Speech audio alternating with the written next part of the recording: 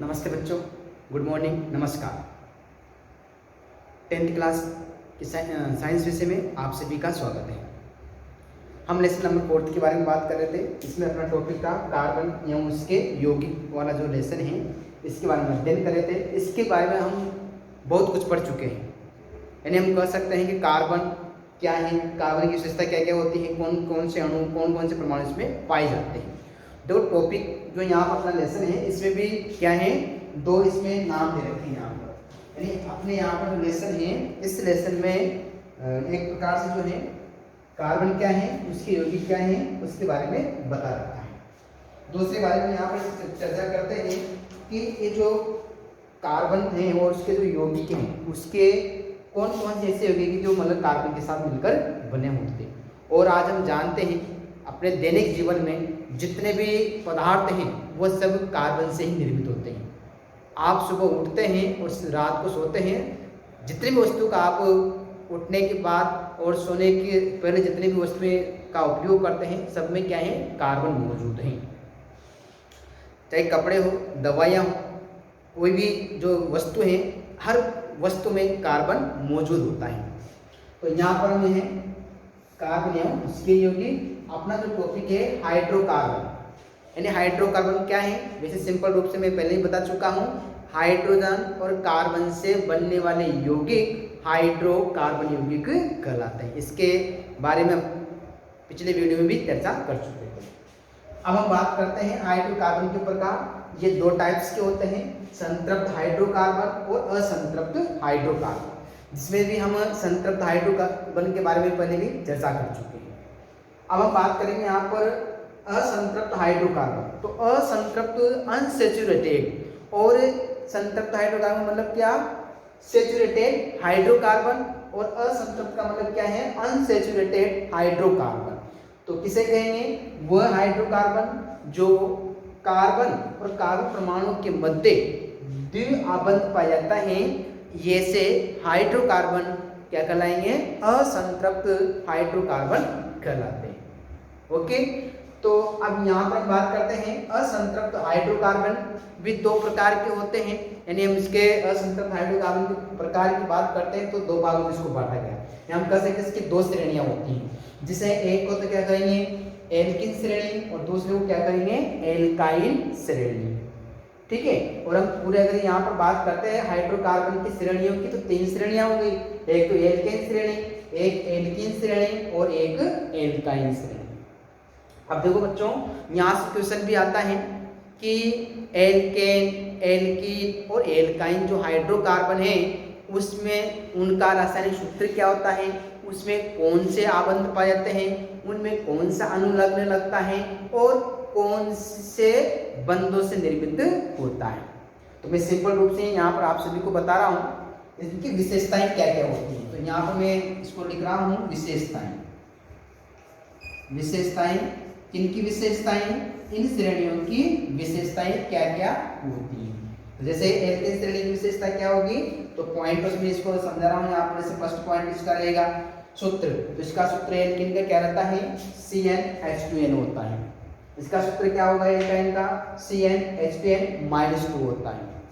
फिर मैं बात करूँगा नेक्स्ट पॉइंट की, यहाँ पर जो है सेकंड पॉइंट अनुलग्न। तो अनुलग्न देखो, इसके नाम से स्पष्ट, इनके नाम से स्पष्ट हो रहा है। जैसे एल्कीन, तो किसकी आवाज आ रही है, इन, एल्कीन, इन, तो यहाँ पर एल्कीन की आवाज आ रही है, इन की आवाज आ रही है। तो इसका मतलब अनुलग्न क्या है, इन। एल्काइन, आइन, एल्काइन, आइन, तो इसका अनुलग्न क्या है, आइन है।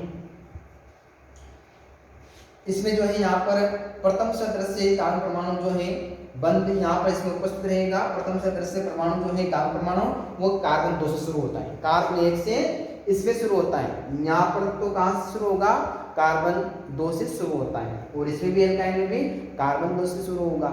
अब हम बात करते हैं एल्कीन। तो एल्कीन में जो बंध रहेगा वो कौन सा रहता है, द्विआबंध रहता है। क्या रहेगा, द्विआबंध रहता है। और इसमें एल्काइन में क्या रहेगा, त्रिआबंध रहता है। तो केवल अगर हम यहाँ पर बात करें किसकी, एल्कीन की, तो एल्कीन में यहाँ पर क्या रहेगा, द्विआबंध पाया जाता है। तो यहाँ पर हम बात करें द्वि या त्रिआबंध से इसमें गिरा रहेगा तो वो अनसैचुरेटेड हाइड्रोकार्बन कहलाता है।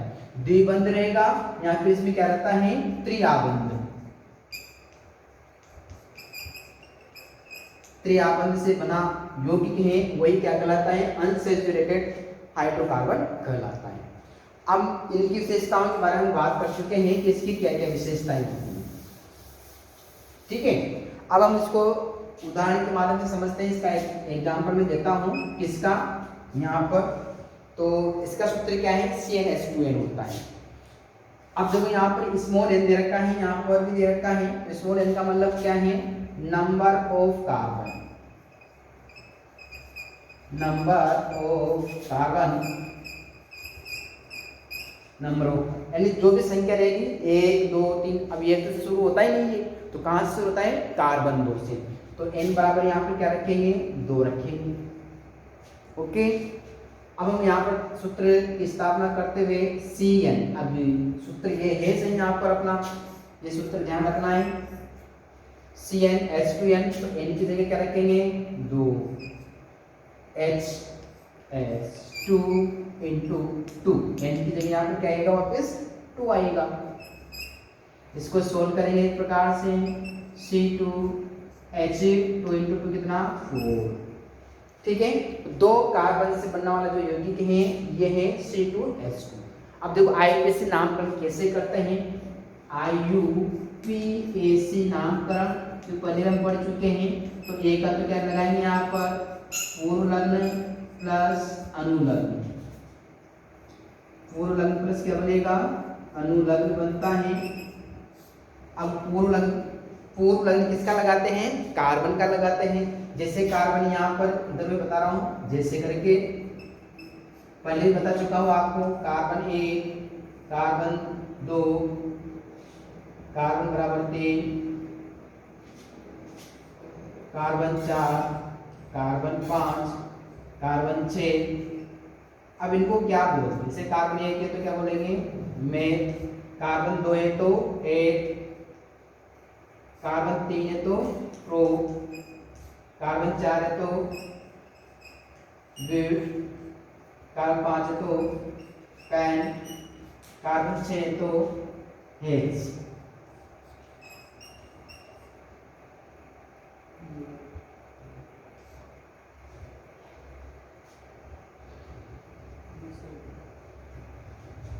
तो यहाँ पर जो है अनुलग्न, अब देखो IUPAC से नामकरण करेंगे तो पूर्व लग्न तो किसका, कार्बन की संख्या होगा लगाएंगे, और अनुलग्न किसका लगाएंगे, अनुलग्न जो भी श्रेणी दे रखी है उसका अनुलग्न लगाते हैं। तो देखो यहाँ पर कार्बन 2 है, n बराबर 2 है, तो यहाँ पर दो संख्या को कार्बन को क्या बोलेंगे, एथ बोलते हैं, प्लस अनुलग्न कौन श्रेणी पढ़ रहे हैं, एल्कीन, तो अनुलग्न कौन सा आएगा, ईन, तो ईन हो गया इसका, और इसका नाम क्या बन जाएगा, एथीन। क्या बन जाएगा, एथीन। जो ये सूत्र यहाँ पर निर्मित हुआ है, ये अणु सूत्र है C2H4, ये है एथीन का। तो ये किसका सूत्र है यहाँ पर, ये है एथीन का सूत्र। तो इस प्रकार से सूत्र का निर्माण भी हम कर सकते हैं। यहाँ पर C2H4 एथीन का सूत्र है। ठीक है बच्चों, तो ये आपको इसमें समझना है। अब इसकी इलेक्ट्रॉन बिंदु संरचना कैसी होते हैं इसको समझिए। तो हम इसको जो है, आपको ये सब समझ में आया होगा, है ना, तो ये समझना है। तो ये कार्बन की संख्या ध्यान में रखनी है, क्योंकि ये आगे भी काम आने वाली है अपने एल्काइन श्रेणी में। तो कार्बन 1, कार्बन 2, कार्बन 3, 4, 5 और 6 तक आपको सभी को याद करना है कि कार्बन 1 को क्या बोलते हैं, जब इसका IUPAC से नामकरण करेंगे इस प्रकार से।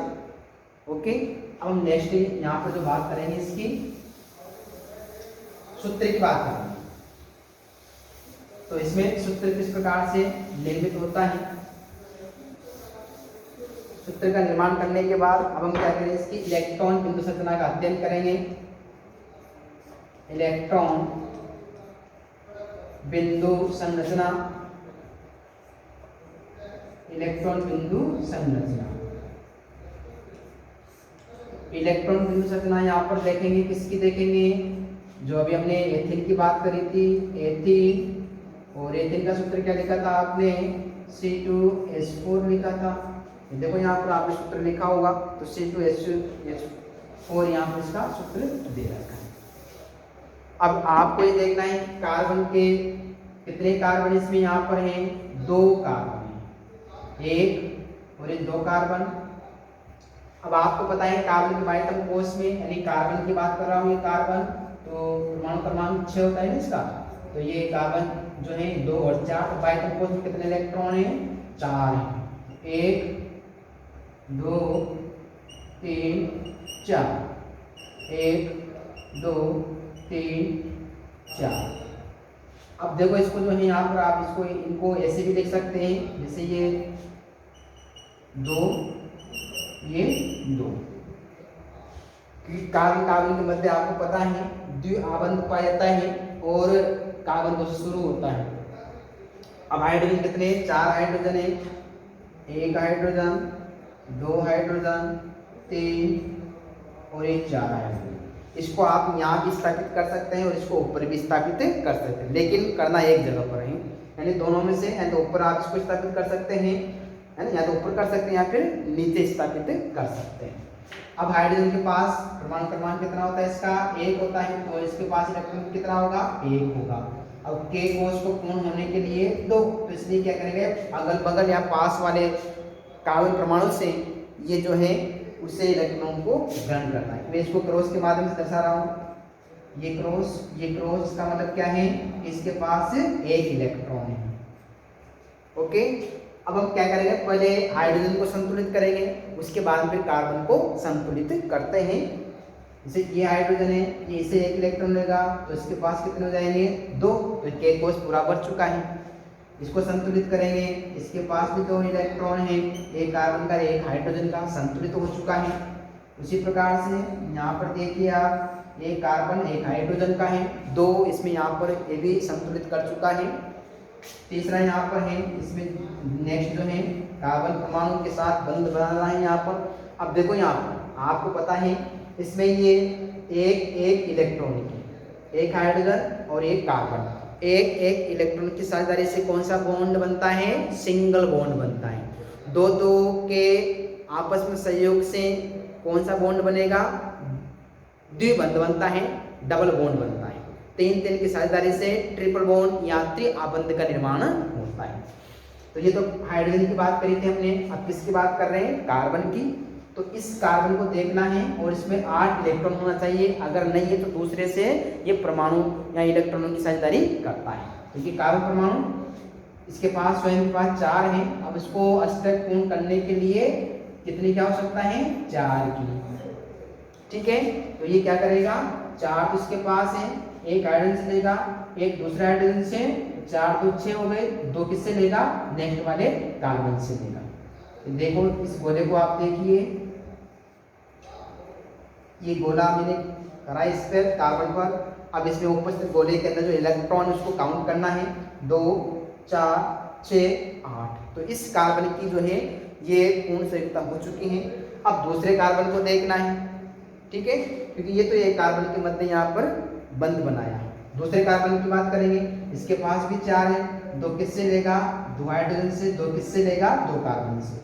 तो ये देखिए यहाँ पर इस बॉक्स के अंदर आप इलेक्ट्रॉन को काउंट करिए, 2 4 6 और 8। अब ये जो बना है ये इलेक्ट्रॉन बिंदु संरचना है और इसी के माध्यम से आप ऐसे भी इसको लिख सकते हैं यहाँ पर। तो कार्बन कार्बन के मध्य कितने परमाणु यहाँ पर इलेक्ट्रॉन की साझेदारी हुई है?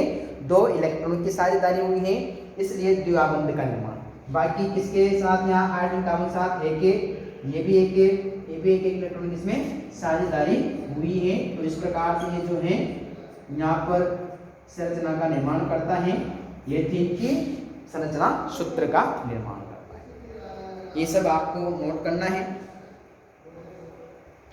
तो इस प्रकार से आप जो है अनेक प्रकार के कार्बन के बारे में चर्चा कर सकते हैं, यानी इसके संरचना सूत्र, अणु सूत्र और इलेक्ट्रॉन बिंदु संरचना का निष्कासन कर सकते हैं। तो ये एल्कीन श्रेणी है। कार्बन 6 तक का आपको अभ्यास करना है, यानी कार्बन 1 2, यानी जैसे 1 में स्टार्ट नहीं होता, 2 से शुरू होता है। 2 को क्या बोलेंगे? 1, 3 को प्रोब, 4 को ब्यूट, 5 को पेंट और 6 को हेक्स। ओके, सभी भैयाओं को धन्यवाद। आगे का अभ्यास आपको करना है।